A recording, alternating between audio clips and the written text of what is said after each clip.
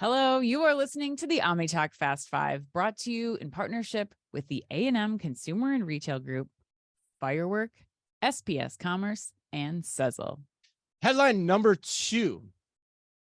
Walmart wants out of its Capital One credit card deal and is suing Capital One to make that happen. And according to Retail Dive, Walmart has said Capital One has repeatedly failed to meet a number of contractual obligations in its card partnership deal, as described in a lawsuit filed Friday in the U.S. District Court for the Southern District of New York. See, we try to bring you the headlines, and we don't just tell you what they are. We give you where the lawsuit was filed. And Yeah, do you think it's Paul Giamatti though?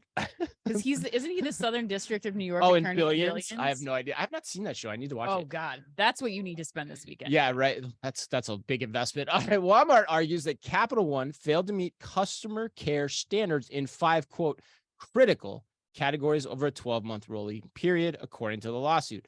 And a Capital One spokesperson called Walmart's lawsuit, quote, an attempt to renegotiate the economic terms of the partnership it agreed to just a few years ago or end the deal early, end quote. Should also be noted that Walmart has been standing up its own fintech unit over the past few years and has also begun pilot testing a new banking platform called One in the background as all this has been going on.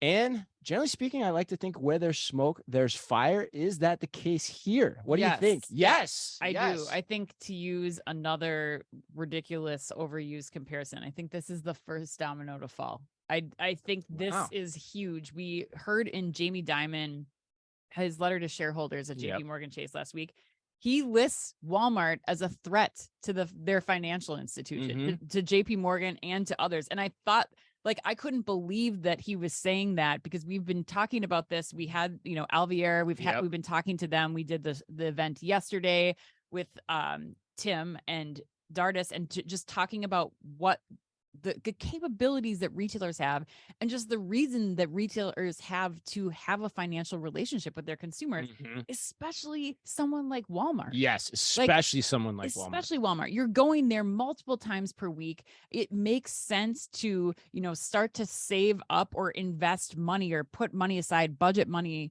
with Walmart when you're going to be shopping there multiple times a year for needs, not wants, but needs. And then, leveraging, 10% cash back or whatever Walmart's going to give you to be loyal to them. Free Walmart Plus membership. Who knows? But Walmart, good one. Walmart is a bank. Again, this is, watch out Amazon, because I think that once Walmart is offering cheaper, better returns, they're your bank, you're getting benefits from them.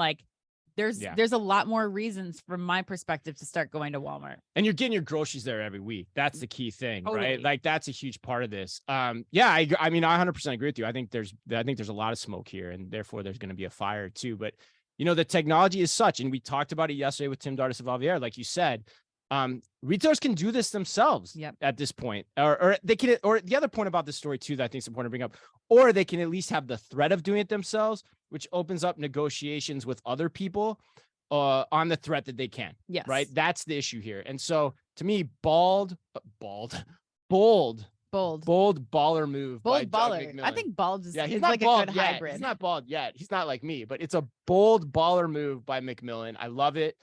And if you want a crash course, honestly, in how retailers can do this, check out our pod with Alvier's Tim Dardis that dropped yesterday, and we'll be in our newsletter tomorrow. You're going to want to see it. It's going to blow your mind about how simple and easy it is. And Tim, the best part about it, he does a great job of outlining how you can crawl, walk, run to institute the concepts of embedded finance in your retail organization. It's a great primer for anyone that's interested. And not just how the retailers can do it, but how the customers are already doing this. People are putting money into a Starbucks card, into the app. It's not foreign to them. And once you have Walmart, the biggest retailer in the US, rolling this out, now people are going to become more familiar with it. It's going to become commonplace. It's something that you absolutely need to be paying attention to. You gave yourself grief for your start last weekend. I think you're turbocharged this week. Oh, is that a bad thing? No, turbocharged is like the souped up sports car. You're revving to go here, man. This is I got to get ready for my field trip. Yeah, right. All right.